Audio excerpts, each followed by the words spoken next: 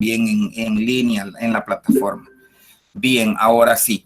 Vamos a continuar. Siempre estamos en la unidad 1. Estamos con la parte de soluciones. Bueno, medio interno se llama la unidad. El medio interno comprende 3 aspectos o 3 temas. Ya lo habíamos revisado. Las generalidades del estudio del agua o el metabolismo del agua, incluyendo los electrolitos. Luego va a la parte de las soluciones químicas y sus aplicaciones en la biología. Y el último, que es la parte del pH. Esas 2 presentaciones yo las tengo que revisar ahora. Me voy a ir a la parte numérica o a la parte práctica. Lo demás ustedes lo leen porque, como les repetía al principio, se supone que ya lo saben. Nos vamos a ir, ¿verdad? No nos vamos a detener en conceptos, no nos vamos a detener en componentes, sino que lo que nos interesa es aplicación. Ya usted a este nivel debe de saber cuáles son las soluciones, qué es una dilución, qué es o qué significa el término concentración, las unidades físicas que se utilizan, llámese partes por millón o porcentuales, y dentro de las porcentuales ubicarse si es peso-peso, peso-volumen o volumen-volumen. Y en las unidades químicas, bueno, hay varias, pero para biología nosotros solo usamos normalmente 2, la normalidad y la molaridad, siendo esta última la más importante y que nosotros requerimos, ¿verdad?, como un eje central para las asignaturas de tercero y algunas de cuarto, donde usted va a estar preparando soluciones constantemente antes de cada práctica, porque de eso se trata. Bien, ahí hay mapas conceptuales, conceptos.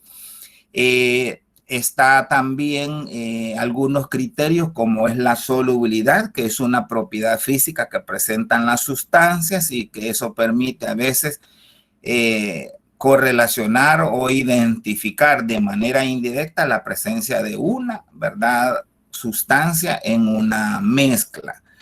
Están los factores que afectan la solubilidad, cómo estas influyen, ¿verdad?, sobre algunas soluciones o muestras biológicas, que tiene que ver la estructura, el soluto como tal y la aplicabilidad del término concentración. A partir de eso nosotros tenemos soluciones insaturadas, saturadas, sobresaturadas. Considerando el efecto de la corriente eléctrica, podemos decir no electrolíticas y las electrolíticas. Eso ya lo habíamos mencionado, que eran soluciones, ¿verdad?, con esa capacidad de transportar la energía eléctrica, ¿verdad?, en una solución acuosa. Esas sustancias son por lo general sales. Hablábamos de un ejemplo básico como el cloruro de sodio, elementos, bueno, sodio, cloro, potasio, bicarbonato, que estaban presentes en nuestro organismo y que permitían el equilibrio de hidroelectrolítico, ¿verdad? Hablamos incluso de la célula. Bueno, eso lo vamos a dejar por ahí. Ahí luego vemos las expresiones. Yo esperaría que eso usted lo interprete, lo revise después en el video y cuando hagamos la práctica, de preferencia, procure llevar los cálculos porque eso nos va a permitir solo ir a mezclar. Así yo me detendría en revisar que usted se ubique si es un frasco volumétrico, si es una pipeta serológica, si es una probeta, si es un beaker, ¿verdad? Para ver cómo manipula, si sabe que es un menisco, si sabe que es aforar, recordar las fórmulas de esas soluciones o de esas sustancias, ¿verdad? Cómo calcular los pesos moleculares, etcétera, etcétera. Ahí hay una fórmula, aquí está un ejemplo, ¿verdad?, de cómo se calcula eso. No lo vamos a hacer porque eso es como una regla de 3 simple. Luego tengo el tanto por ciento en volumen. En este caso es cuando las 2 sustancias están en estado líquido y nosotros decimos B sobre B. En este caso estamos usando las porcentuales, que son prácticamente de las más comunes y de las más sencillas de trabajar. Aquí hay que recordar también otra fórmula que es la del volumen de la solución, que va a estar formado por el volumen del soluto más el volumen del solvente. Obviamente va a ser expresado en porcentaje. Esto nosotros a veces lo entendemos hasta que estamos en la práctica mezclando una sustancia sobre otra. Por ejemplo, ahí nos dice 35 mililitros de etanol en 115 de agua.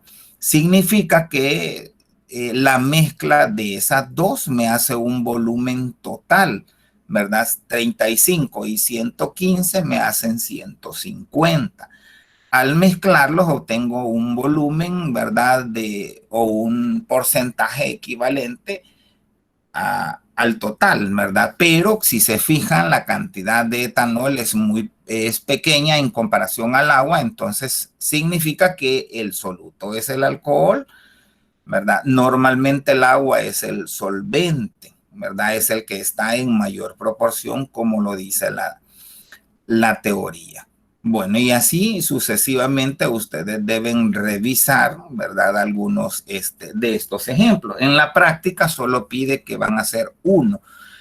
Si no me equivoco, es una solución decimolar porque a veces se trabaja con volúmenes de 100 mililitros, ¿verdad? Solo recordarles que en el porcentaje no me interesa la concentración, ¿verdad? Usted la valora así como está. Si no hay un dato fijo de volumen, nosotros esperaríamos que es equivalente a 0.1 litro o 100 mililitros, que es como una especie de estándar, ¿verdad? Ahí está la que nosotros necesitamos un poco más y quizás donde yo me voy a detener en la aplicación. La molaridad es una unidad química, ¿verdad? Está determinada, ¿verdad? Por la letra M mayúscula, la N que sería el número de los moles y la M minúscula que sería la masa, obviamente expresada en gramos. La N pues es el número de moles, que es, a veces hay otra fórmula, ¿verdad? Moles es masa sobre peso, creo que por ahí están, ¿verdad? Estas son fórmulas que uno se las tiene que aprender, ¿verdad? Porque son necesarias y debemos tenerlas en mente. A veces hay libros que correlacionan las dos fórmulas para que sea más fácil obtener los resultados. Si se fijan, hay tres. La cuarta, que es la que está hacia la derecha, en la parte inferior, esa correlaciona las tres anteriores. Molaridad es igual a masa sobre volumen por peso. Esa esperaría yo que es la que tendríamos que tener en mente porque es la más sencilla. Ahí está un ejemplo. Después usted lo valora, ¿verdad? El ejemplo que en este caso aparece es con el hipoclorito de sodio, que es el principio o el ingrediente activo del Clorox, ¿verdad? Lo que llamamos normalmente lejía. En este caso, lo que les está pidiendo es obtener una concentración y le da 4 respuestas o 4 alternativas que son las que yo normalmente coloco en un examen. Y usted, ¿verdad? En ese examen, cuando se haga esto, pues tiene que enviar captura de lo que está haciendo, ¿verdad? En línea para poder entender que así se hizo. Sin embargo, este año estaba pensando en que eso no se hiciera, cuesta mucho calificarlo y me salía mejor incorporarlo en el examen práctico porque ese va a ser presencial y ahí es donde yo voy a ver si usted puede hacerlo o no. Es una forma más sencilla. Ahora, ¿qué es la aplicación? Es donde yo me voy a centrar. Por eso es que he ido pasando a esas diapositivas porque nuestra clave está en este sentido. Cuando en bioquímica trabajamos con la célula o con algunos tipos, requerimos del concepto de osmolaridad porque ocupamos la fisiología de la célula, tanto en fisiología vegetal como en fisiología animal. Aquí se correlacionan dos términos, la ósmosis y la molaridad. ¿Alguien me podría decir qué recuerda de ósmosis?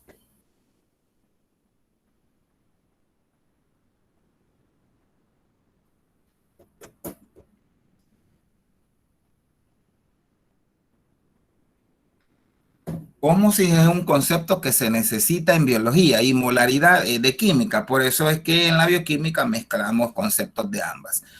Ajá, ¿alguien que me quiera ayudar con eso? No sé si esté bien, pero como la purificación del agua. No, sí tiene que ver con el agua, pero no es purificación. A ver, ¿qué más? Recordemos biología. La clave es la célula, por eso les estoy diciendo. Ya vamos a ver imágenes y las aplicaciones que tiene en biología. Bueno, para ir avanzando, la osmolaridad, bueno, correlaciona ambas. Cuando yo hablo de ósmosis, estoy hablando de transporte de agua a través de una membrana. Esa membrana tiene que tener ciertas características. Es semipermeable, o sea, no va a permitir el ingreso de todas. Van a existir proteínas canales y proteínas transportadoras que van a permitir, ¿verdad?, el ingreso de las mismas. En este caso, los solutos, ¿verdad? Y el solvente, que obviamente va a ser el agua. Entonces, eso es lo que nosotros necesitamos en esta parte. Se considera con frecuencia en estudios fisiológicos de difusión, ya tendrían que saber qué es difusión, a través de membranas celulares. Al ser la intensidad de la presión producida por un soluto proporcional a su concentración en número de iones y moléculas. O sea, nosotros aquí requerimos del conocimiento de los electrolitos, quienes son sodio, pues ya lo dijimos varias veces, sodio, potasio, cloro y bicarbonato, son los principales en el organismo. Una solución 1.0 osmolar es aquella que contiene un osmol de una sustancia en un litro de solución. Prácticamente es la misma molaridad. La diferencia es que estoy hablando de osmol porque estoy considerando a la célula y estoy considerando el solvente agua. Sin embargo, en la práctica, la osmolaridad por lo general se trabaja en miliosmoles porque los aparatos o los instrumentos que utilizamos son bien precisos y se trabajan con unidades pequeñas. Acuérdense que, bueno, en una pipeta nosotros normalmente medimos un volumen de 10 mililitros, medimos 25, etcétera, pero la célula no va a soportar esa gran cantidad. Tenemos que revisar o recordar cantidades ínfimas, ¿verdad? Por ejemplo, 100 microlitros. Entonces vamos a ocupar una micropipeta, o sea, una pipeta automática que trae puntas de colores dependiendo de la concentración o la cantidad de volumen que usted requiere para la realización de una prueba, por lo general serológica. Serológica se refiere a suero, se refiere a la sangre que se ha separado, ¿verdad?, de sus tres componentes y que no lleva factores de coagulación, porque esos entorpecen los resultados a la hora de las lecturas en los aparatos. Bien, ahí está la relación. La osmolaridad corresponde al número de partículas por litro de solución, o sea, el número de partículas que se disuelven y se mide en osmoles por litro o miliosmoles, ¿verdad? Miliosmoles es la unidad más adecuada porque así nosotros hablamos del plasma de una concentración que no debe ser superior a los 300 miliosmoles porque entonces la célula explota o, ¿verdad?, se lisa, o sea, produce hemólisis, hablando de un glóbulo rojo, ¿verdad? Entonces, eso es lo que hay que revisar. Ahí vienen las aplicaciones y es donde yo me tengo que centrar, porque mis exámenes yo no le voy a preguntar qué es ósmosis, ni le voy a preguntar cuál es la unidad. Yo lo que voy a hacer es ponerle un ejemplo de aplicación y usted va a contestar o a subrayar. Tengo dos imágenes ahí. En la izquierda tengo agua, ¿verdad?, con un soluto que es cloruro de sodio y tengo ósmosis. ¿Qué observan en este caso con respecto al transporte de agua? Esos rectángulos que están un poco delineados representan la membrana semipermeable, o sea, tiene ciertos poros. ¿verdad? O porinas, así se llaman esas proteínas que van a permitir el paso de esa sustancia. ¿Qué observan del agua con respecto al soluto? Ahí vemos el sentido de la flecha. Veamos, Víctor Daniel, ¿qué observa con respecto al movimiento del agua en la membrana, según esa figura?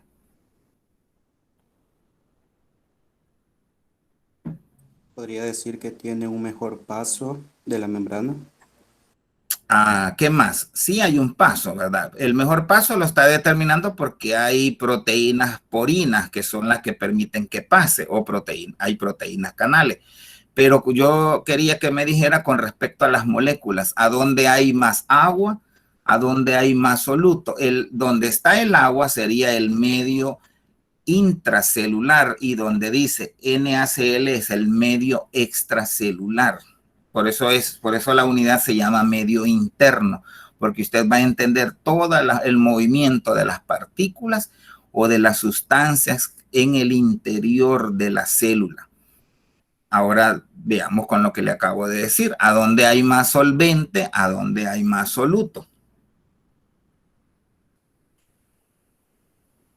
Eso es necesario que ustedes lo interpreten, porque si no, no van a poder contestar las preguntas del examen. Y yo las hago en cadena. La 1 tiene que ver con la 2 con la 3 con la 4. Si la 1 la pierde, pierde todas las cadenas de preguntas. Entonces, por eso les estoy explicando bien. A ver, ¿quién me ayuda? Vean el sentido de la flecha. Esa es la clave. Usted se tiene que ubicar. Los que somos biólogos o estudiamos, los profesorados, tenemos que ubicarnos con símbolos, ubicarnos con grafos que en este caso nos están dando puntos de partida. La flecha va hacia la derecha, significa que hacia ese sentido se están moviendo las partículas o las moléculas. En la izquierda hay mayor cantidad de agua, en la derecha hay mayor cantidad de soluto. Entonces el agua se está desplazando a través de la membrana, ¿verdad? De una concentración mayor a otra de menor concentración. A eso se le llama transporte pasivo, ¿verdad? Y el ejemplo básico es la difusión. El NaCl está, si se fijan, está hacia la derecha, o sea, en el medio extracelular. No puede pasar toda esa cantidad de sal al interior, porque entonces el agua se va a salir y la célula se va a crenar, se va a arrugar, ¿verdad? Se va a dañar. Entonces debe de existir un equilibrio. Ahorita nosotros no estamos viendo cuántos sodios, cuántos potasios, cuántos cloros, porque eso es más adelante. Entonces eso permite que exista un equilibrio hidroelectrolítico, y eso nos permite entender cuándo necesitamos un suero o fluidoterapia, por ejemplo, en los animales, cuando hay vómito, cuando hay diarrea, porque a través de eso nosotros vamos a ver el cambio. Cada sustancia está determinada en una concentración. Los electrolitos, la unidad es miliequivalentes por litro, o sea, está en normalidad. Bien, eso es con respecto a la figura de la izquierda. En la derecha tenemos la aplicación ya en la célula animal, tomando como base el eritrocito. Ahí tenemos, ¿verdad?, la forma característica, que es de un disco bicóncavo. El eritrocito no tiene pared, ¿verdad?, porque es una célula animal. No tiene una forma tan definida, no tiene núcleo también, porque es pequeño y permite que éste se desplace hacia diferentes regiones para poder llevar oxígeno y llevar nutrientes. Tiene obviamente una membrana. En esa membrana va a tener ciertas, ¿cómo se llama?, señales o estructuras de reconocimiento. Bien, ahí veamos si podemos aumentar esa imagen. No sé, soy yo, pero no la veo, quizás yo no la veo tan bien, ¿verdad? O tan cerca. Ahora sí, si se fijan en la imagen de la derecha, hay una que dice equilibrio y hay dos. Una donde parece un granito de polen, dice movimiento neto del agua hacia el exterior de la célula. y la otra dice movimiento del agua hacia el interior de la célula. ¿En cuál de las dos ha ingresado sal o ha ingresado cantidades excesivas de soluto que la célula no las puede, ¿cómo se llama?, adecuar o mantener ese equilibrio en la tonicidad o el volumen de su célula? Veamos, Anderson, ¿en cuál de las dos ha entrado soluto o más de sal? En el que está más a la derecha. En la que está más hacia la derecha, correcto. O sea, ahí esa forma característica que parece un grano de polen es porque entró demasiada sal y la célula, para compensar ese desequilibrio, saca agua, ¿verdad? Existen ya movimientos netos de sustancias. Esto, ¿verdad?, lo requerimos para la primera práctica de fisiología, que se llama casualmente también medio interno, nada más que allá va aplicado en célula animal. Por eso es importante que él separe los grupos, al menos en algunas prácticas, para poder dar las aplicaciones según su carrera. Bien, creo que ahí lo hemos comprendido, pero vamos a hacer un ejercicio, ¿verdad?, para ver si pueden comprender la aplicación ya en la realidad.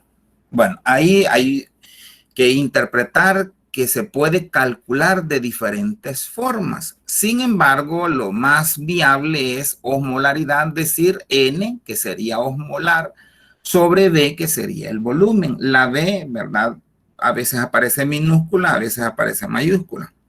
Osmolaridad es lo mismo que molaridad.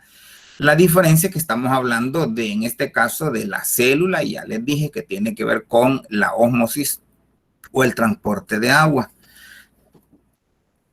También es necesario, ¿verdad?, en esa fórmula de molaridad, recordar el histo, que es el coeficiente de Van Hoff del soluto. En español es el número de partículas que se disuelven en la solución. Por ejemplo, la glucosa solo es 1. La glucosa, ustedes saben que es una molécula, es un azúcar, es un monosacárido, no se puede descomponer. La glucosa tiene 6 carbonos, tiene 12 hidrógenos y 6 oxígenos, pero no es soluble tan fácilmente para que pueda ingresar a través de la membrana. Es muy grande. Entonces, eso es importante. El tamaño de la no solamente es que se disuelva, sino también el tamaño de la partícula. O sea, no puede atravesar. Ahora, ¿cómo haría entonces? ¿Quién me dice? A veces, fíjense que nosotros hablamos igual con María del Carmen, una compañera, creo que ya la conocen, hablamos a veces de puntos verdes, o yo le llamo a veces créditos extra. Cuando una persona me contesta varias veces, yo al final le regalo un punto y del parcial, o sea, vale bastante, ¿verdad? Aquí yo estoy hablando de, ¿cómo se llama?, de la glucosa, pero ¿cómo hace entonces la glucosa para poder atravesar la membrana? ¿Quién me dice? Tal vez alguien ha leído sobre eso. Diluirla. No, no sería diluirla. No sería diluirla. Tiene que ver con un ejemplo aplicado, la diabetes. ¿Por qué algunas personas tenemos diabetes? ¿Qué es lo que pasa? Por la falta de producción de insulina del hígado. Sí, esa es tal vez la explicación, ¿verdad?, en términos externos, pero ¿cómo pasa entonces? Lo que yo pensé que tal vez alguien podría decirme, ¿verdad?, es que cuando hablamos del transporte de las sustancias en la membrana de la célula existe un componente que se llama receptor. O sea, cuando estudiamos membrana celular nos dicen hay lípidos, ¿verdad? O sea, los fosfolípidos. Nos dicen que hay proteínas, que pueden ser canales, proteínas porinas, proteínas transportadoras, acuaporinas, etc. Pero pensé que les había mencionado que también hay carbohidrato. Es un oligosacárido y ese es el transportador o la señal. para el caso de la glucosa existen moléculas receptoras en la membrana que son las que permiten reconocer cuando ella viene y poderla dejar pasar. Entonces, en la diabetes existe ese problema. No los receptores o las señales de reconocimiento, ¿verdad? Se han perdido. Entonces, la célula no la deja pasar porque están dañados. Por eso se requiere de la inyección o de la incorporación, en este caso, de una hormona, ¿verdad? Que es la insulina, que ya la habíamos mencionado, que no es en realidad una proteína, solo es un polipéptido, pero así se maneja. Entonces, para eso se requieren estas aplicaciones. Entonces, la glucosa requiere de moléculas transportadoras. Bien, para esto yo necesito que usted se ubique quién es el reactivo y quién es el producto. Necesito que se recuerde, ¿verdad? Si es un guión simple o un guión complejo, y recuerde la parte de configuración electrónica, en qué grupo de la tabla periódica está, porque dependiendo de eso, así va a ser la valencia. Por ejemplo, en la izquierda tengo sulfato de potasio.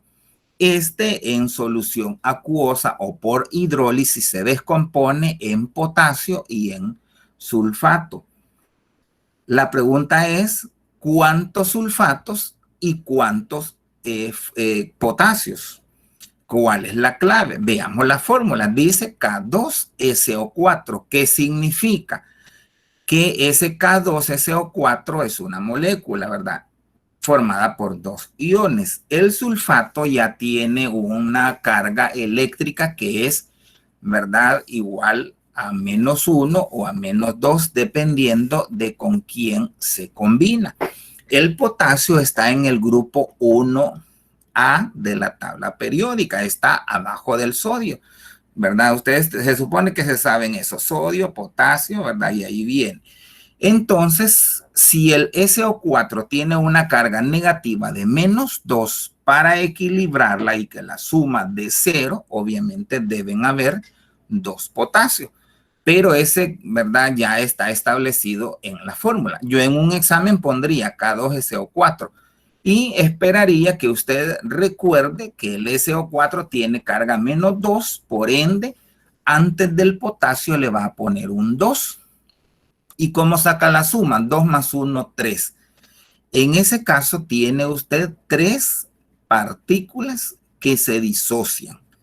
2 iones potasio y un ion sulfato. No sé si alguien tiene dudas cómo se saca eso. Esto es parte de la química general. No me compete repasar, sin embargo lo estoy mencionando porque así yo no los agarro a traición en un examen. Y lo vamos a ocupar también en la práctica. A ver quién tiene dudas sobre eso o no, porque la cosa es revisarlo y ver si se ha entendido. Y ahí viene un ejemplo. Determinar, dice, la osmolaridad de una solución preparada disolviendo 10 gramos de cloruro de sodio con 10 gramos de glucosa en 100 mililitros de solución. Les había mencionado anteriormente que la molaridad por lo general se trabaja en litros. En unidades químicas, o sea, molar y normal, se trabaja la concentración en litros. Sin embargo, a veces los volúmenes son pequeños, ¿verdad? Dependiendo de lo que vamos a administrar en un animal. En una persona, obviamente, perdón, los sueros ya vienen, ¿verdad? 750, trae 1000, bueno, dependiendo. Entonces, en este caso hay que hacerlo por separado. Determinar, dice, la osmolaridad. Significa que veamos cuántas partículas se disuelven en total en ese ejercicio. De acuerdo a lo que les acabo de decir. En total, o sea, tengo cloruro de sodio y tengo glucosa. ¿Cuántas partículas tendría al final?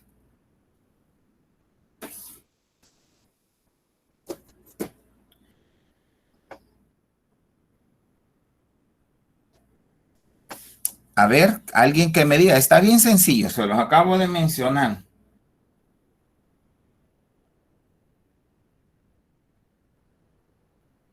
Licenciado, en este caso suman las del cloruro de sodio y luego las de la glucosa. Correcto. Por eso les dije en total. Ay. Entonces, Milagro.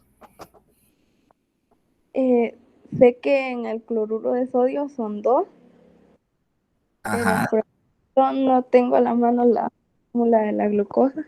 Vale, pero les acabo de Es una mencionar. sola. Dime, Anderson.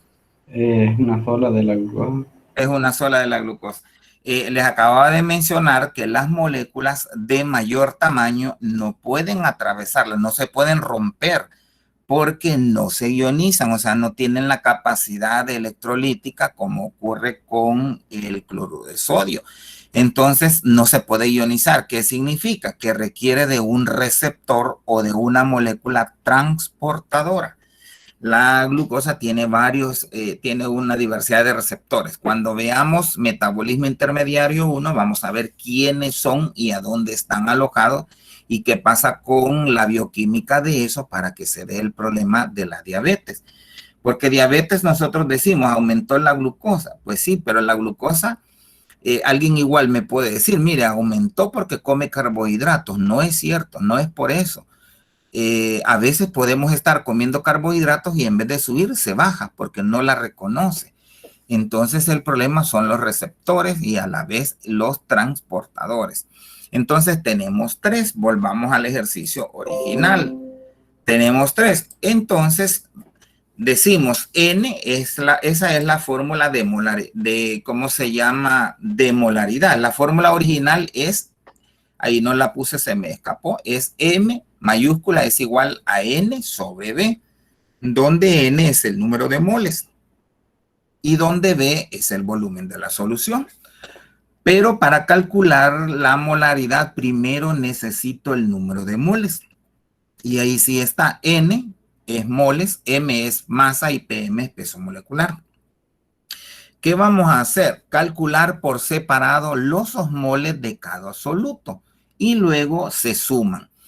¿Cómo lo hago? ¿Verdad? M, primero el del sodio, el cloruro de sodio, 10 gramos, lo voy a dividir entre 58.45. Recuerde que el sodio pesa 23, es el número 11, el cloro es el número 17 en la tabla y pesa 37,45. Al sumarlo me da 58,45. Ese es el peso molecular. Debe recordar que el peso molecular se expresa en gramos por mol. Eso no se les tiene que olvidar. Como no se les debe olvidar que la concentración de los electrolitos está determinado en miliequivalentes por litro, o sea, en normalidad. ¿Ya? Si yo efectúo, ¿verdad? Por eso les decía, háganlo con calculadora. 10 entre 58.45 da 0.17. Entendiendo que la unidad gramos y gramos se me anula y me queda moles. Luego a la derecha tengo 10 gramos, lo voy a dividir entre el peso molecular de la glucosa, que yo ya se lo doy, que es 180. ¿De dónde salió ese 180?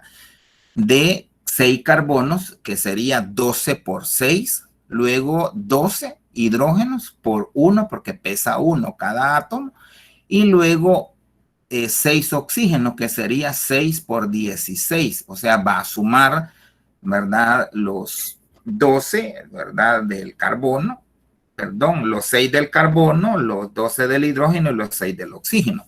Eso le da 180. Luego divide 10 entre 180 y le da 0.06 moles, ¿ya? Esa es molaridad. Luego yo escribí, recordemos, ¿verdad? Como eso es moles, pero la pregunta arriba era osmolaridad. Entonces escribo, recordemos que se multiplica por el número de partículas disueltas, conocido también como coeficiente de Van Hoff. Entonces 0.17 lo multiplico por 2 porque son 2 partículas en cloruro de sodio. Luego lo voy a sumar con la operación de 0.06 por 1, porque es una partícula nada más, o sea, la glucosa completa me da 0.6 osmoles. Y ahí lo puse en negrita. Osmolaridad total sería la suma de ambas soluciones. Entonces me voy a la siguiente diapositiva, que es esa. Ahora calculamos la osmolaridad utilizando la fórmula. Ahí acuérdense que dejábamos pendiente, solo hemos sacado prácticamente el número de los moles totales, pero la pregunta no es el número de moles totales, sino osmolaridad. Por eso recalco que el volumen es de 100 mililitros. Si lo paso a litros, eso es 0.1. Entonces 0.34 más 0.06 me da 0.4 osmoles. Y yo agrego, revisemos en este caso el volumen que es de 0.1. Significa que lo voy a dividir 0.4 entre 0.1 y esperaría que me dé 4. Hagan esas operaciones. Fíjense que yo cuando estamos en línea es un poco complicado, ¿verdad? Yo los ejercicios ya a veces los tengo hechos y a veces no. Entonces es importante que el estudiante revise que esas operaciones están buenas, porque a veces, ¿verdad? Los maestros copiamos el ejercicio del internet o del libro y a veces no están resueltos y lo hacemos a veces también a la carrera y nos podemos equivocar, ¿verdad? Yo lo hice antes, pero igual revise. Yo he puesto otro ahí, determinar la osmolaridad de una muestra de plasma que contiene 0.125 molar de iones sodio y 0.02 molar de iones potasio y 0.145 iones cloruro. En este caso ya estoy hablando de una aplicación, estoy hablando del plasma, eso se conoce como brecha aniónica o gap, eso está en la discusión. Entonces ahí da esa respuesta, 0.290 o 290 miliosmoles. Cuando yo hablo de osmolaridad, hablo específicamente de la célula. Y en la célula se habla de miliosmoles. Significa que para el caso anterior, el 4, ¿verdad? Tendría que haberlo pasado primero a miliosmoles, ¿verdad? Y se considera en litros, ¿verdad? Lo único que anteriormente dice 0.1, pero en la osmolaridad a nivel de plasma se trabaja en litros. Por eso es que las cantidades para efectos de interpretar no debe de superar los 300, sino ¿qué pasaría si se aumenta de los 300? La célula explota, a eso se le llama hemólisis. Y si es muy inferior, ¿verdad? Entonces la célula se va a crenar o se va a arrugar, como le quieran llamar, porque salió toda el agua. Ahí está un ejemplo, ¿verdad? Para el caso de la célula vegetal. El problema es que en bioquímica no solo hablamos del humano, hablamos del animal y hablamos de la planta y a veces de los microorganismos. Si se fijan, ahí hay una condición de tonicidad, o sea, la relación siempre entre las concentraciones de soluto y solvente en una célula. Sin embargo, la célula vegetal es distinta porque tiene una pared, ¿verdad? O sea, va a soportar un poquito más ese equilibrio. Sin embargo, la célula vegetal por característica tiene que estar, ¿verdad? Tiene que estar, ¿cómo se llama? Turgente, o sea, tiene que haber mayor cantidad de agua, ¿verdad? Porque no debe de quedarse, ¿verdad? Sin agua porque entonces se va a plasmolizar. Eso tienen que interpretármelo. Los conceptos y aplicaciones varían un poco. Cuando entra demasiada sal en la célula animal dijimos que se llama crenación. Pero en la vegetal usted le va a decir plasmólisis. Si entró mucha agua en la animal, va a decir hemólisis, ¿verdad? Y si es la vegetal, va a decir turgencia. No se vaya a confundir porque a veces confunden plasmólisis con hemólisis. Son cosas bien diferentes, ¿verdad? Revise qué es lo que sucede. Miren, Condición hipertónica. Aquí, ¿qué es lo que sucedió con respecto a hipotónica, verdad? Vaya, la pregunta es, ¿en cuál? Bueno, supónganse que la primera sea A, luego B y luego C. ¿En cuál de los literales es lo correcto que la célula esté? En la célula vegetal, ¿cómo sería correcto, lo más idóneo para la célula vegetal? A, B y C. De acuerdo a lo que les acabo de decir. La condición hipotónica.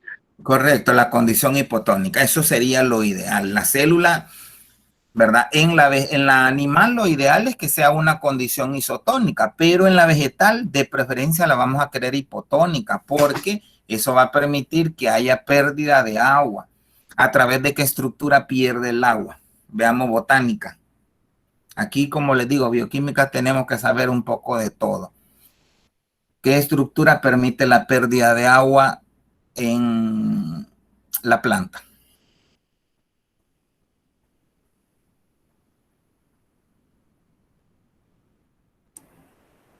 Las hojas. Por La hoja, transpiración. la hoja es la que hace la fotosíntesis, ¿verdad? Sí está relacionada con la transpiración, pero la estructura particular de la hoja. Eso sí no sé.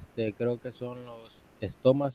Correcto, son los estomas. El estoma, ¿verdad? De hecho, así se habla. Ahorita ustedes llevan anatomía vegetal. Eso es importante cuando toquen algunos de esos temas porque yo doy por hecho, cuando vemos fotosíntesis, que usted ya sabe que es anatomía Kranz, por ejemplo, que es cuando los cloroplastos están en el mesófilo, que es donde más abundan, pero también están en la vaina del avascular. Entonces yo doy por hecho que ya lo vio en anatomía. Yo doy anatomía vegetal también. Entonces, ¿verdad? Eso me permite orientarme. Igual cuando hablamos de crasuláceas. Las crasuláceas, por ejemplo, tienen una condición bien distinta para realizar la fotosíntesis, igual que las bromelias, igual que las orquídeas. Y si yo hablo de elodea, ¿verdad? O si hablo de las hidrocharofitas, tienen otra condición. Como ustedes ya vieron botánica, se tienen que ubicar con eso, ¿verdad? Porque la condición es que va a variar. Entonces dejamos eso ahí. Para mientras, ahí después para un examen es que lo vamos a ocupar. Ahí dejémoslo.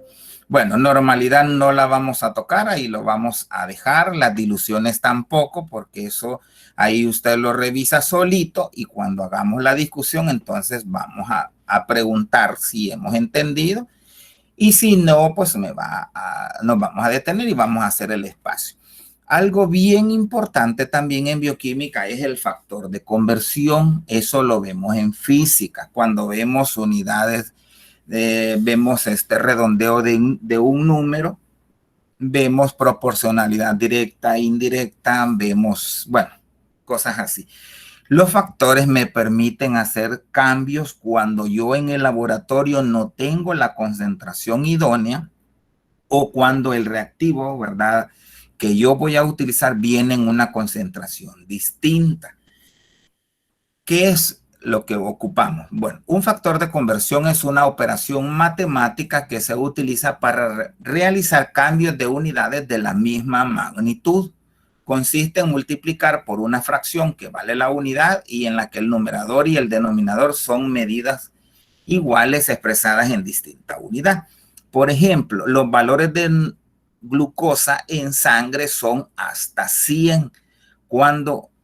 ¿A cuánto equivale este valor en miliosmoles por litro? 100 es el valor normal. Eso es lo que todos se esperaría que nosotros tengamos. Entonces viene usted y hace una especie de conversión, ¿verdad? El valor es de 10, entonces viene y coloca 10 miliosmoles por litro, ¿verdad? Como lo que va a hacer en este caso es llegar al valor mg/dl, lo que quiere darle a entender el ejercicio es si la persona tiene hiperglicemia o hipoglicemia. Hiperglicemia sería arriba de 100. abajo de 60 sería hipoglicemia. El hecho de tener hiper, ¿verdad? Porque es el valor que aparece de 180, no quiere decir que sea diabético. También eso lo vamos a entender en el metabolismo intermediario, ¿verdad? Entonces viene y hace el factor, ¿verdad? Un mol tiene 1000 miliosmoles. Los osmoles, o los miliosmoles, perdón, los elimina. Y luego le quedaría, en este caso, moles. Pero usted no necesita moles, sino que la unidad siempre sería mg. Entonces viene un mol, está determinado por 180 gramos que tiene un mol. Creo que esto solo es de ir aplicando, ¿verdad? Quizás si no me logran entender en línea, yo lo explico en tiempo real, por eso necesito que sea presencial la práctica. 180, ¿verdad? Y entonces ya llevo, en este caso llevo gramos, 180, pero la unidad que me miden los aparatos es en mg, ¿verdad? Entonces vengo y divido los 180, en este caso lo divido con el gramo para que me dé miligramos. Entonces en el numerador llevo los miligramos y en el denominador tenía el litro. Pero yo necesito decilitro. Un litro tiene 10 decilitros, ¿verdad? Ese factor, como les digo, procuren interpretarlo para cuando estudien el video y si no, yo se los explico, ¿cómo se llama? A posteriori. Y le va a dar 180. No he subido videos, también me falta subir en la plataforma, ¿verdad? Lo voy a hacer en estos días que ya salgamos a vacación, porque además de mi clase en PDF, van a estar los videos y está en PowerPoint, y aparte están los libros, y aparte están videos de internet que correlacionan con los temas. O sea, tiene que tener una gran diversidad de información para que en este caso no vaya a decir después no lo dijo, no lo explicó, no lo leí, no lo investigué, no va a tener excusas, ¿verdad? Entonces es de revisar. Como les digo, la clave aquí es quién va en el numerador, quién va en el denominador. Eso va a depender de lo que yo quiero. Pero para eso tengo que recordar la parte química. ¿Cuánto pesa un mol de glucosa? Cuántas, por ejemplo, el litro es una unidad de volumen. Un litro tiene 1000 mililitros. Y luego el mol, pues, está determinado por el peso. Ya lo vimos, el peso molecular. Y miliosmoles, porque es la cantidad micro que se usa en biología o en medicina. Porque las pipetas, las micropipetas, más bien dicho, vienen en unidades más pequeñas, ¿verdad? En la práctica va a haber un momento en donde aprendemos a utilizarlas. Las micropipetas tienen una punta, pueden ser amarillas, pueden ser azules, pueden ser de otro color. Eso va a depender del volumen que yo voy a utilizar. A veces nosotros usamos gotas y decimos 1 mililitro tiene 20 gotas. Eso no es posible en unidades precisas, más cuando llevamos biología molecular o fisiología. Requerimos de unidades en este caso usando instrumentos más precisos. Bueno, ahí hay otro ejemplo. Ahí le pide que el tamaño de los viriones del SARS-CoV-2, ¿verdad? Que es el tipo de coronavirus, es de aproximadamente de 50 a 200 nanómetros de diámetro. ¿A cuánto equivale si lo transforma en micrómetros? Y ahí aparece el factor de conversión. Como les digo, esto no es así como tan relevante. Necesito avanzar con la parte de pH y terminar ahora. Ahí viene otro ejemplo para el caso del cálculo del suero. Dejo esa parte, ¿verdad? Y me voy a la de pH, que es la última, que es con la que yo pretendo terminar ahora, porque necesito avanzar hasta donde pueda para poder ingresar con la parte ya bioquímica como tal. Todavía siento que no hemos entrado en bioquímica, no hemos visto metabolismo, que es el eje central de la asignatura. Sin embargo, estas son como puntos de partida. Bien. Si quedaron algunas inquietudes del tema anterior, pues para eso vamos a hacer una práctica y para eso vamos a hacer una discusión, que es donde usted pregunta, ¿verdad? Donde usted saca esas inquietudes. Bien, el otro tema que estaba pendiente, ¿verdad? Es la ionización del agua y la escala de pH. Cuando dice ionización del agua, se está refiriendo a la constante o a las concentraciones de iones hidrógenos multiplicadas por las de oxidrilo y que me da un valor ya establecido de 1 por 10 a la menos 14 m o molar. Creo que eso también ya lo saben. Recuerdan, en este caso, el objetivo sería, ¿verdad? Valga la redundancia, recordar la escala de pH. Todos ya la sabemos. Hay formas o métodos incluso que son colorimétricos sencillos que nosotros lo podemos ocupar para ver una aproximación.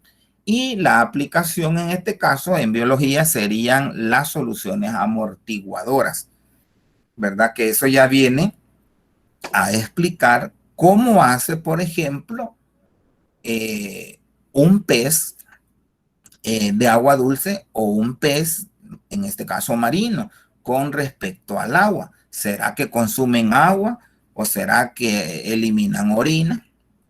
Cosas así que hay que recordar o revisar.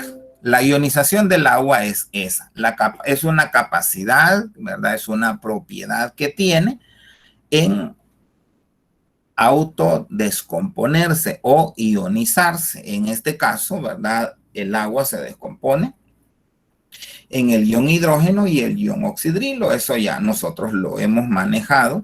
Aquí aparece de dónde es que sale, ¿verdad? Y hay una constante de equilibrio.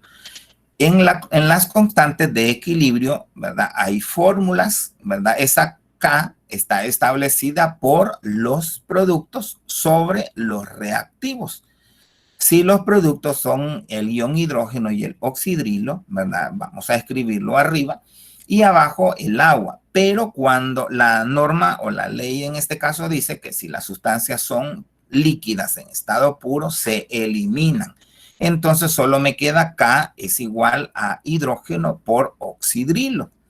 Y eso me da una constante, que es la que nosotros recordamos, que es esa. Miren, KW 1.8 por 10 a la menos 16. ¿De dónde salió eso? Tiene que ver con el peso molecular, ¿verdad? Que era 18, el 55.5. Eso sale de, bueno, de relacionar el litro de agua con mil gramos y el peso molecular, que da un valor de 55.5. No nos metemos en ese dato. Lo que quiero que recuerden es que KW es igual a hidrógenos por oxidrilo y eso me da un valor de 1.0 o 1 por 10 a la menos 14 m. Ese es el estándar o el valor de KW. Y ese es el que ocupamos para establecer la fórmula de pH. El término pH fue propuesto por Sorensen y se define como el logaritmo negativo de la concentración de los iones hidrógeno, ¿verdad? Eso ya también ya lo sabemos. Si es una base, voy a decir pOH es igual al logaritmo negativo de la concentración de iones oxidrilo. pH con pOH también deben de recordar que me da un valor de 14 y esa es la escala. Esa escala la tenemos que recordar, más los muchachos de profesorado porque van a enseñar eso posiblemente en su práctica docente. Y hay que utilizar cosas a la mano, ¿verdad? Por ejemplo, un repollo morado o una coliflor de ese tipo. En este caso tiene un pigmento que es la antocianina, característico, que es cuasi equivalente al indicador universal. Si nosotros recordamos la química general, el indicador universal solo me da dos colores, un rojo para el ácido y un azul, ¿verdad? Para las bases, ¿verdad? Y en medio de esas coloraciones van a haber otras tonalidades que dependen del grado de acidez o de alcalinidad de esa sustancia. En la práctica, si ustedes la revisaron, vamos a hacerlo. y le pide que lleve ciertas sustancias como la lejía, un poquito de orina, que eso lo sacamos en el laboratorio, se puede utilizar saliva, se puede utilizar jugo de limón, café, cerveza, bueno, cualquier líquido, cualquier sustancia, bicarbonato, un Alka-Seltzer, un pedacito de jabón, champú. Eso me sirve para correlacionar con el pH estándar del organismo. Ese es 7.4, ¿verdad? Por eso es que tienen que hacerse pruebas en la piel para ver si no irritan, no dañan, no molestan, no produce alergia, ¿verdad? Ese valor depende del tipo de sustancia. Eso ya lo tenemos que saber. De 0 a 7 es ácido, 7 es neutro, que es el agua pura, y de 7 a 14 es alcalino o base. Si es ácido va a tener mayor concentración de iones hidrógeno y si es alcalino mayor concentración de iones oxidrilo. Y de ahí pues vienen algunas definiciones. Los de licenciatura, ¿verdad? En el programa de ellos no lo pide, pero en el de profesorado sí. Entonces yo lo he dejado ahí para información. Yo no voy a preguntar qué es ácido ni base, sino que yo lo he dejado, ¿verdad? Como información. Ahí vienen algunas definiciones, características según Arrhenius, según Brompton, según Lewis, qué pasa con el ácido, con la base, si libera hidrógeno, si libera oxidrilos, si es amargo, si es agrio, qué sabor, sensación produce, cómo es su respuesta al papel pH tornasol, qué pasa con algunos indicadores como la fenolftaleína. Por ejemplo, la fenolftaleína es de los más comunes.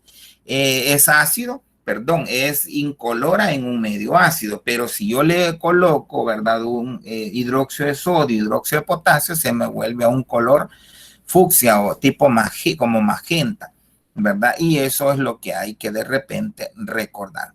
¿Cuál es la importancia del pH para biología? Agua potable y tratamiento de aguas. En la agricultura, los suelos, por ejemplo, no deben de ser muy ácidos ni tampoco muy alcalinos. Deben de estar, ¿verdad?, cercanos al neutro, aunque depende del tipo de suelo o el tipo de cultivo que se va a utilizar. El pH es importante en la investigación, ¿verdad?, en monitoreo ambiental, porque podemos determinar la calidad y la calidez de los cuerpos de agua y si son potables o no. En biotecnología y farmacia y en el procesamiento de comidas y bebidas. Algunas sustancias al reverso me dicen que contienen. Esas son las fórmulas que hay que saberse o recordar. Solo son 6. pH de logaritmo negativo de hidrógeno, pOH o logaritmo negativo de oxidrilos. La combinación de las dos, ¿verdad?, da 1 por 10 a la menos 14. La sumatoria en la escala da 14. Y si yo quiero determinar la concentración de iones hidrógeno cuando me dan el pH, voy a usar el logaritmo, el antilog del pH. Lo mismo si quiero revisar oxidrilo. La pregunta podría ser, ¿de qué depende el uso de la fórmula? Depende si el tipo de sustancia. Si le está pidiendo pH y le dan ácido clorhídrico, obviamente va a usar pH. Pero si le está pidiendo, por ejemplo, la lejía o el hipoclorito de sodio, que es su principio activo, primero tiene que calcular pOH. No se vayan a equivocar porque a veces en los exámenes hace eso. Ahí está un ejemplo bien sencillo. Los ejemplos que siguen dice ilustra cómo calcular el pH de las soluciones ácidos y bases. Ejemplo, ¿cuál es el pH de una solución, cuya concentración del ion hidrógeno es de 3.2 por 10 a la menos 4? Y yo puse una imagen. En la calculadora lo hará diferente. Recuerda los pasos y practica. En calculadora, si usted lo tiene a mano, ¿verdad?, va a seguir otro proceso. Depende del tipo de calculadora. En algunas, usted va a poner, ¿verdad?, log, luego el 3.2, luego la tecla X de exponente, a veces aparece EXP, luego no va a poner el 10, ¿verdad? Luego va a poner el signo menos, luego el 4, ¿verdad? Y luego le da igual, ¿verdad? En otras se escribe todos los números y después se va a segunda función o le coloca logaritmo y le da un valor de 3.49. Pero como la fórmula original es menos, se multiplica por el menos de la concentración de los iones hidrógeno y me da un valor positivo.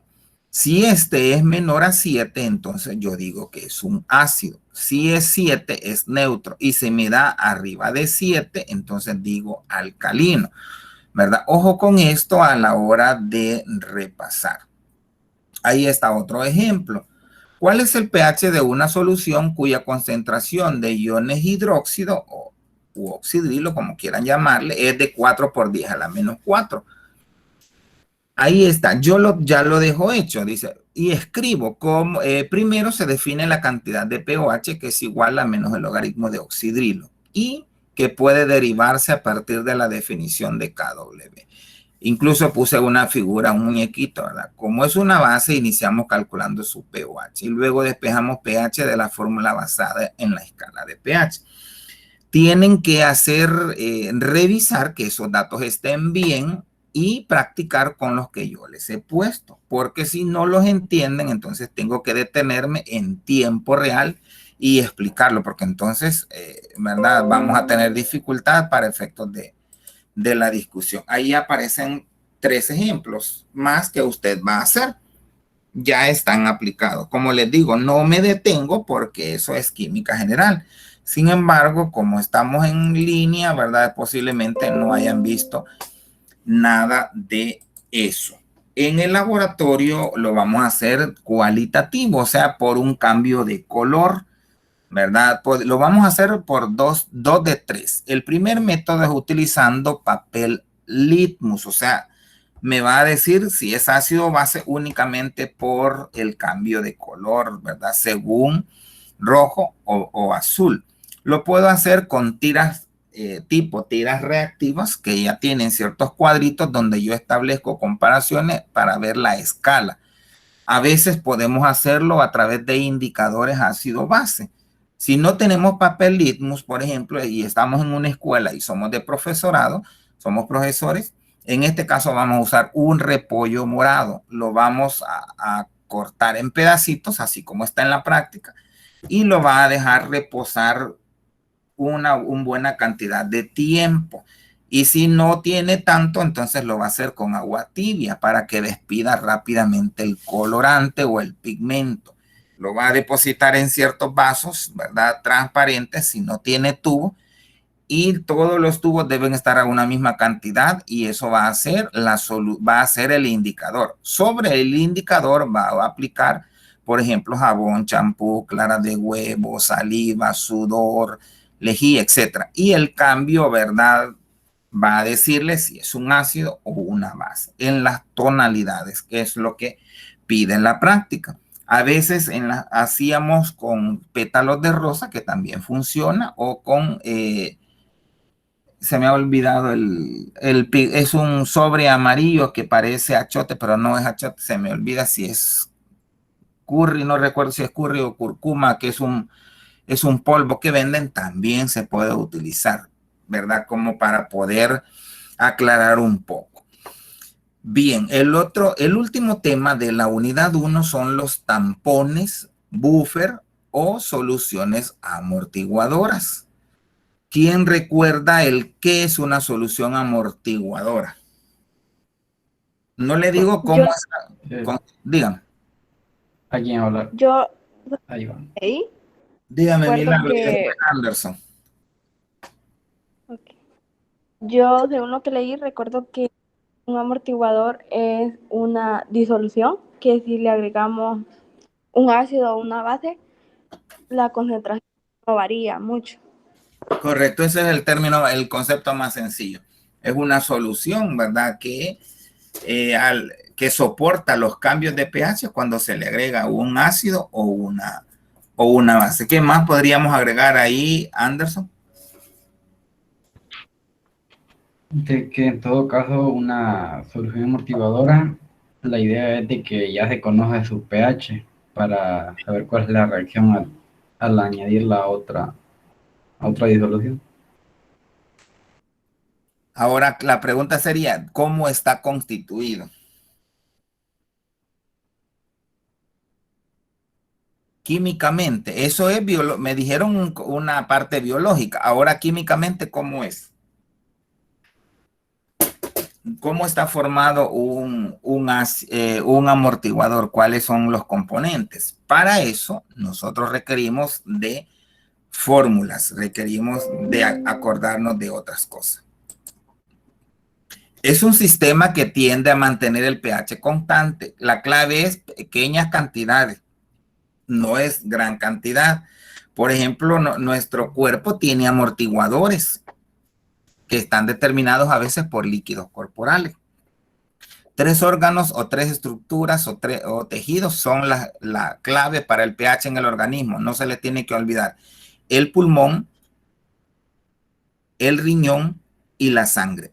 Esos 3 sistemas tienen que estar, ¿verdad?, de la mano, porque si uno de esos falla, entonces usted va a tener o se baja el pH del organismo o sube.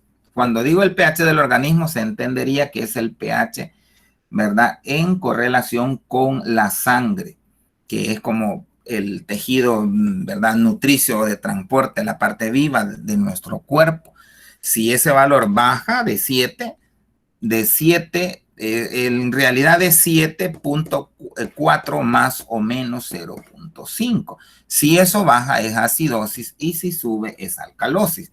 Por eso se correlacionan, ¿verdad? Pulmón, ¿verdad? Y riñón y sangre. La sangre porque los está transportando a las diferentes regiones.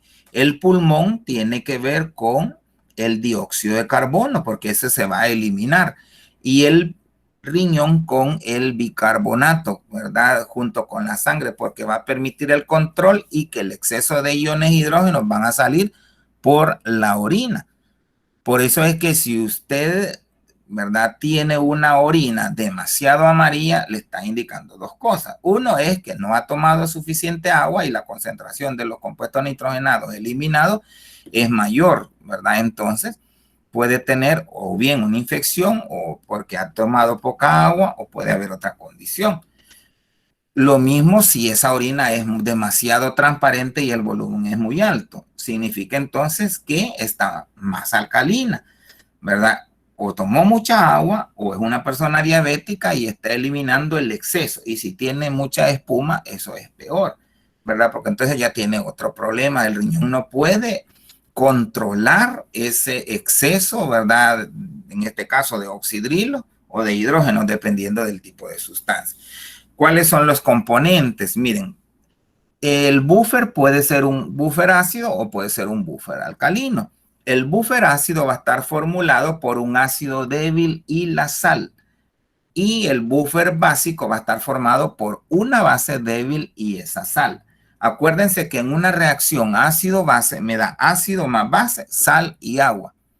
Entonces, la sal es como el ácido, ¿verdad? O la base conjugada, dependiendo del tipo de sustancia que en este caso sea. Y ya están buffer establecidos en la parte del laboratorio. Por ejemplo, el buffer ácido principal es el, ¿verdad?, ácido acético en acetato de sodio. El buffer básico base sería en este caso amoníaco en cloruro de amonio. Entonces, eso tienen que establecerlo. Hay una ecuación que determina cómo se hace. La ecuación que vamos a ocupar se llama ecuación de Henderson-Hasselbalch. Y, ¿verdad?, también tenemos que recordar cuáles son los principales amortiguadores sanguíneos, el carbonato, el fosfato y las proteínas. Hay otros, no los he puesto todos. Ahí está la fórmula. Me voy a ir de un solo a la fórmula preestablecida. Ahí está. pH, ¿cómo vamos a calcular el pH de un amortiguador? pH es igual al pKa más el logaritmo de la base conjugada sobre el ácido. La base conjugada sería la sal. En este caso, si se fijan en la fórmula pH, es el pH de un buffer ácido, porque me está diciendo pKa. El pKa es la constante de un ácido. Si dice pKb, es la constante de una base. Entonces, cuando hacemos estos ejercicios, la clave es recordar si la sustancia que tengo es un ácido o una base. Porque en la base usted va a decir pOH es igual a pKb más logaritmo de la base conjugada sobre el ácido conjugado sería en este caso sobre la base, dependiendo del tipo, en este caso, de sustancias que en este caso se tengan. Usted va a leer ahí, ¿verdad?, que es la ecuación de donde deriva la capacidad amortiguadora y va a revisar, ¿verdad?, cómo ocurre en el laboratorio o cómo es que se saca. Y aquí se toma un ejemplo base que es el ácido acético. A veces había una práctica que hablaba específicamente del ácido acético, la curva del ácido acético, y se hablaba de una titulación. También nosotros en bioquímica a veces hacemos titulaciones. Requerimos una bureta, ¿verdad? Y tenemos abajo una solución, ¿verdad?, X, y le vamos agregando gotas, en este caso, de un ácido o una base dependiendo de lo que yo quiero hacer, y ahí voy viendo el cambio. La clave va a ser la fenolftaleína. Cuando ya hay un cambio de color me está diciendo que se volvió alcalino, ¿verdad? Eso es ya la aplicación. Ahí está un ejemplo, miren. Determine el pH de una solución acuosa donde es 0.4 molar de ácido acético y 4 molar de acetato de sodio, o sea, es un buffer ácido. La constante del ácido es 1.8 por 10 a la menos 5, que sería la del ácido acético. Ahí está el ejemplo. Ácido acético reacciona con una base fuerte, que es el hidróxido de sodio, produciéndome acetato de sodio, que sería la base conjugada, y el agua.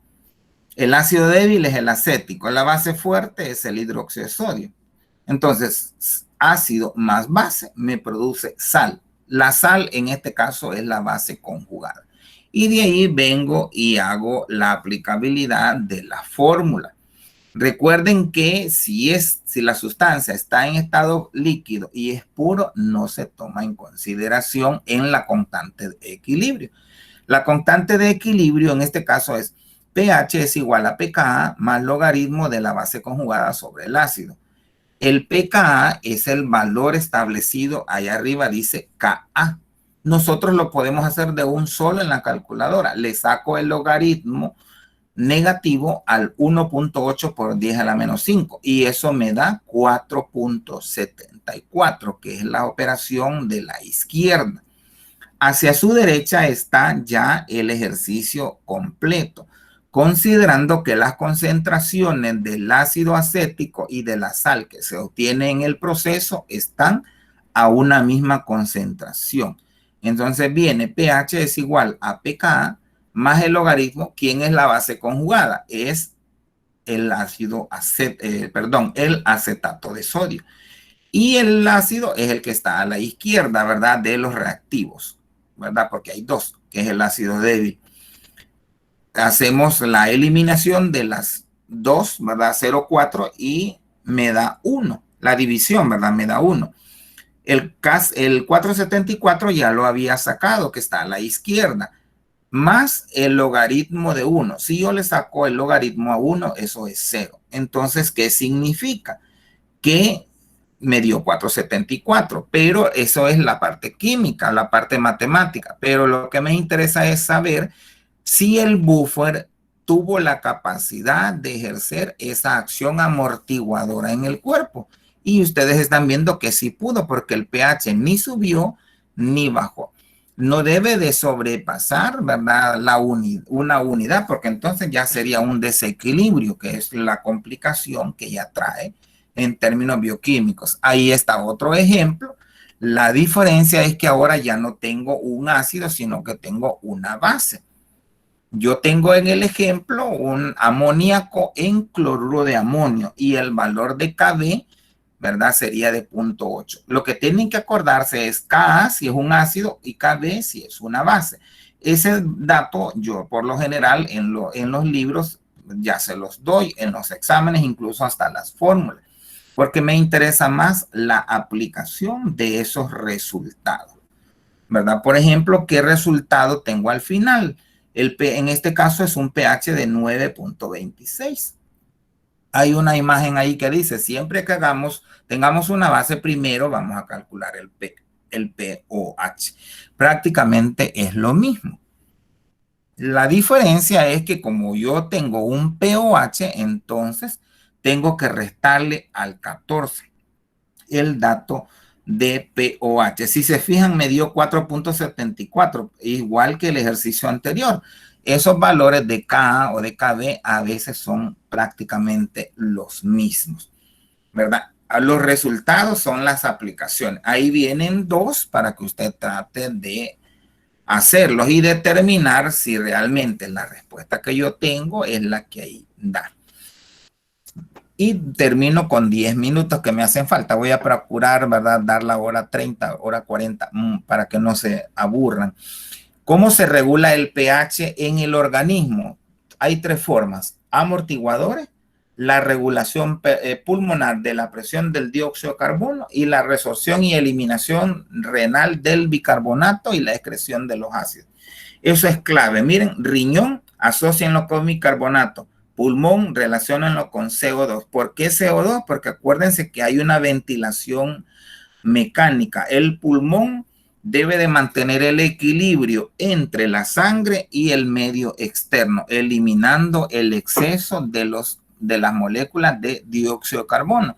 La pregunta va a ser, ¿de dónde salieron? Cuando veamos todas las rutas metabólicas, glucólisis, ciclo de Krebs, el FOSFO, cadena respiratoria, ahí les van a salir los CO2, que son los que uno tiene que interpretar. Ahora alguien podría decir, bueno, pero ¿para qué nos sirve eso? Porque es una situación fisiológica y debemos de interpretar procesos cuando tenemos un animalito y vamos a hacer algún procedimiento, inyectarle un fármaco y yo quiero ver que ese animalito no se me muera, o entender cómo un órgano puede ser conservado durante más tiempo, incluso en condiciones externas o en condiciones no propicias como dentro de un organismo, ¿verdad? Y para entender el funcionamiento. Por ejemplo, podríamos tener tres bandejas de pececitos, ¿verdad? Uno en agua tibia, uno en agua fría y en otro en agua ambiente. Y luego le vamos agregando,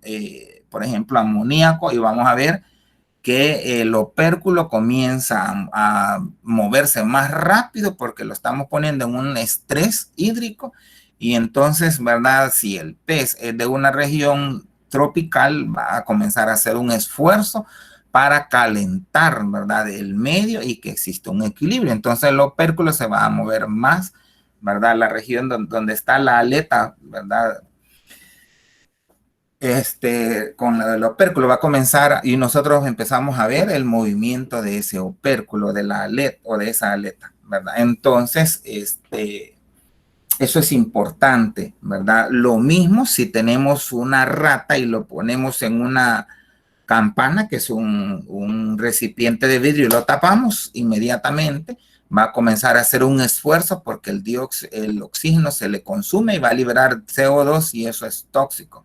Y si le ponemos perlitas de hidróxido de sodio, va a ser más rápida la muerte porque va a absorber el CO2 que se combina con las perlas, ¿verdad?, que se descomponen. Entonces, para eso nos va a servir y para interpretar otros procesos más adelante. Ahí está, miren. Amortiguadores, el sistema respiratorio y el sistema renal. Ahí está otra vez el concepto. Un sistema amortiguador es una solución de dos o más compuestos químicos que evitan la producción de cambios intensos en la concentración de iones de hidrógeno cuando a dicha solución se le agrega un ácido o una base. Bueno, ahí viene que hay que recordar la concentración de la sangre, cómo está distribuida el agua, ¿verdad?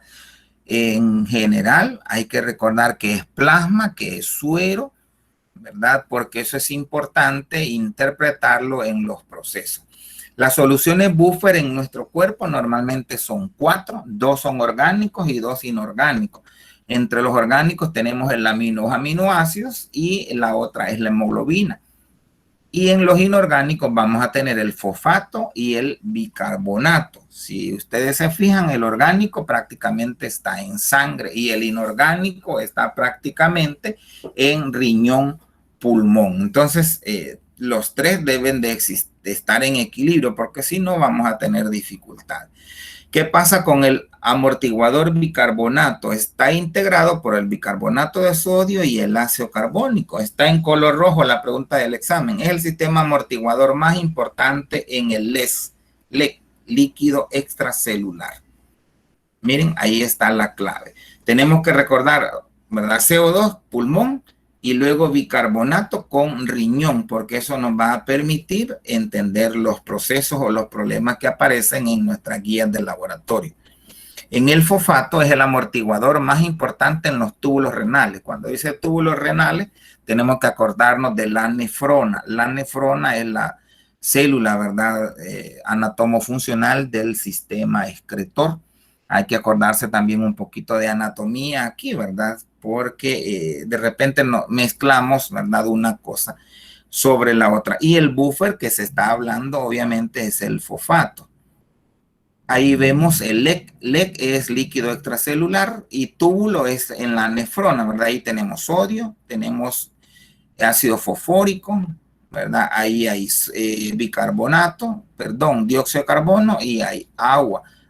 Ahí hay que ver, miren, el sodio es hacia el interior y el potasio es hacia el exterior, ¿verdad? Si ustedes, bueno, ahí son cationes, pero a veces pueden ser aniones y debe de haber diferencia de cargas eléctricas, ¿verdad?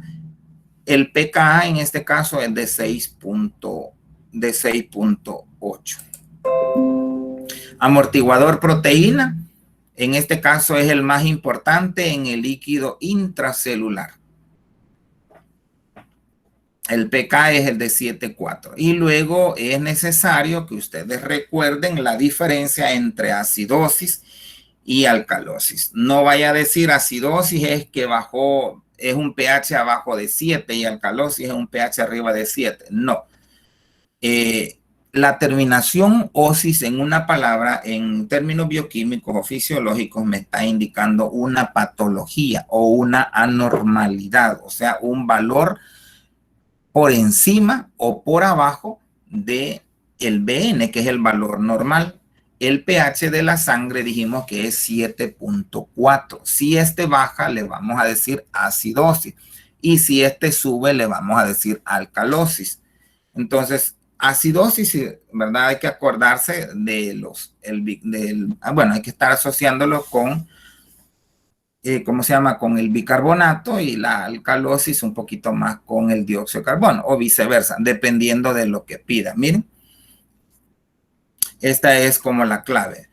pH vamos a tener, lo normal es 7.35 a 7.45, por eso les decía 7.4 más o menos 0.5. Si bajó de 7.35 vamos a tener acidosis, que es lo que está a la izquierda. Si tenemos arriba de 7.45 tenemos alcalosis, pero tanto la acidosis como la alcalosis pueden ser diferentes. Puede haber metabólica y puede haber respiratoria. Metabólica tiene que ver con riñón y por ende con bicarbonato. Si dice respiratoria tiene que ver con pulmón o con dióxido de carbono. ¿Qué pasa en la acidosis? Es abajo, ¿verdad? Pero si lo que bajó es el bicarbonato, es metabólico. Pero si lo que subió es el dióxido de carbono, entonces es respiratorio. Lo mismo en alcalosis. El pH está arriba de 7.45, pero si subió el bicarbonato, entonces es metabólico. Pero si lo que bajó es el dióxido de carbono, entonces es respiratorio. Ustedes tienen que recordar la clave o la relación sangre, pulmón, riñón. Esos tres sistemas deben estar en equilibrio porque entonces vamos a tener una patología. Puede ser según su origen o pueden ser por otras condiciones. Y ahí vienen los ejemplos, ¿verdad? Cuando es metabólica y cuando es respiratoria.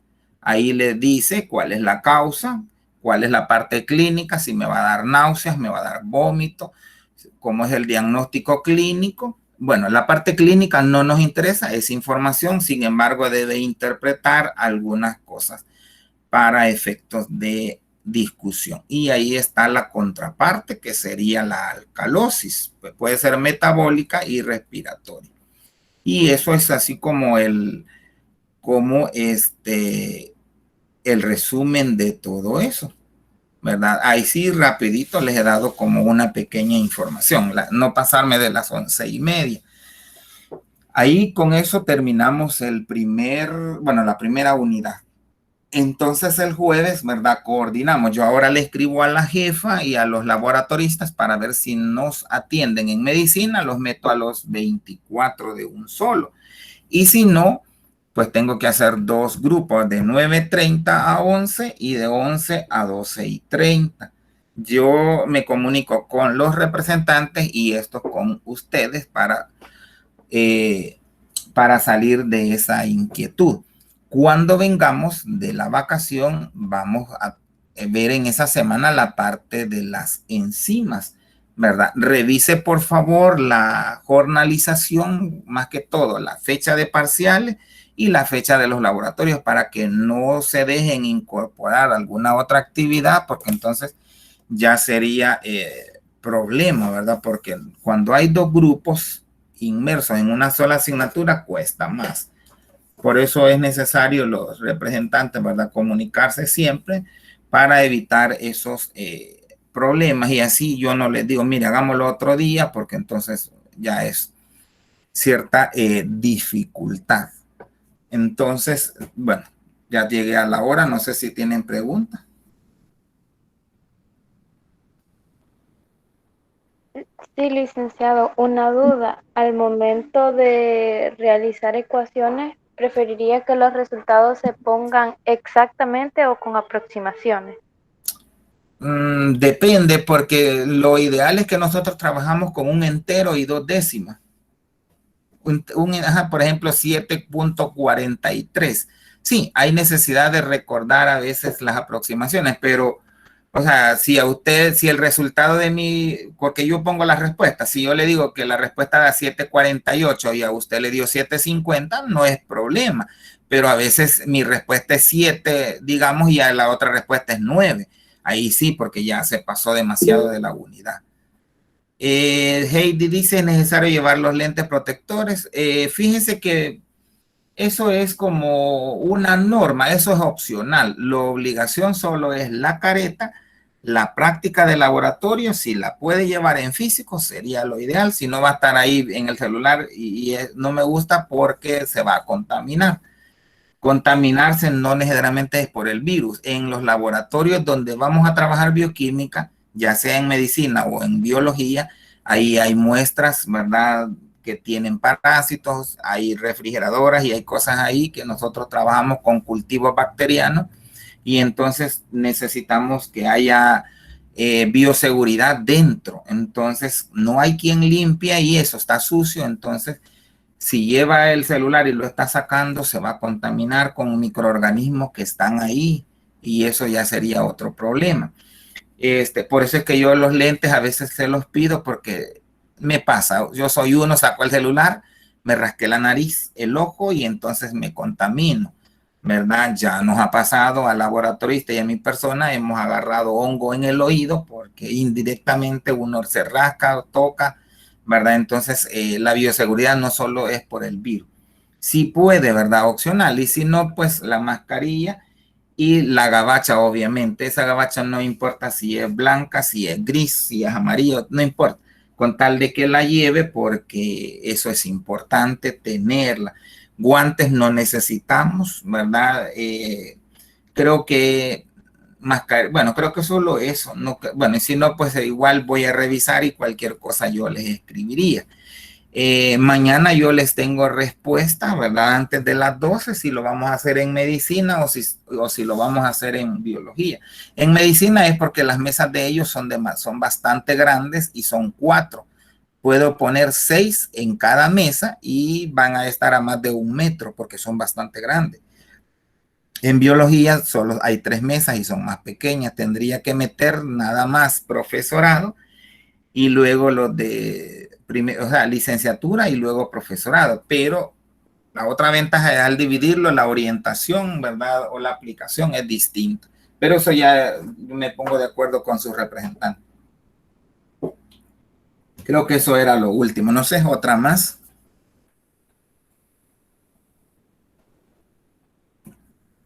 Si no, no. A ver, Ron.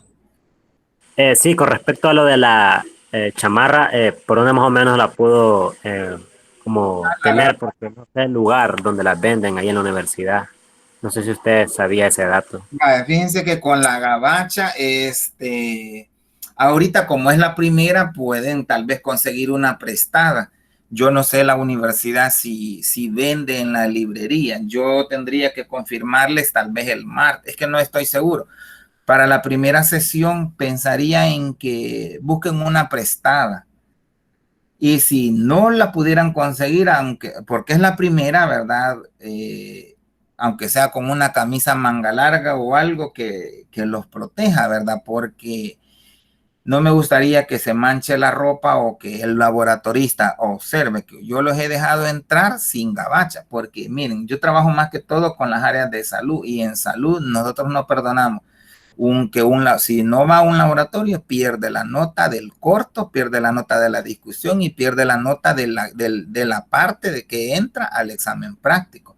Pero eso es en salud. En biología uno va así como que con más cuidado, ¿verdad? Son como más frágiles. Entonces, yo ahí voy, ¿verdad? Un poquito con ese cuidado, ¿verdad? Pero hagamos lo posible por nuestra propia bioseguridad, ¿verdad? Consíganla prestada, como pensaría yo, con alguien. Imposible que no tengan un amigo que no tenga gabacha, ¿verdad? No vamos a andarla cerrada, por lo menos la primera no, ¿verdad? En las otras sí, porque en otras prácticas vamos a manipular sangre y eso ya cuesta un poco más, o tal vez algún animalito, no sé. Puede haber ciertos cambios. Creo que solo la gabacha y la mascarilla. Los lentes sería opcional y luego la práctica, lo ideal es que la anden físico, porque si no va a estar viendo en el celular y ahí se va a contaminar con lo que posiblemente haya en el laboratorio. Los datos de la práctica hay que llevar los resultados porque así nosotros solo nos indagamos a mezclar y no nos vamos a tardar más. Bien, si no, pues ahí cualquier cosa nos escribimos, nos vamos a quedar ahí, después yo reviso a quién le queda la grabación para que lo active y la podamos tener todos. Bueno, ahí nos quedaríamos entonces, muchachos. Feliz tarde. Gracias, feliz día. Gracias, buen día. Adiós. Gracias.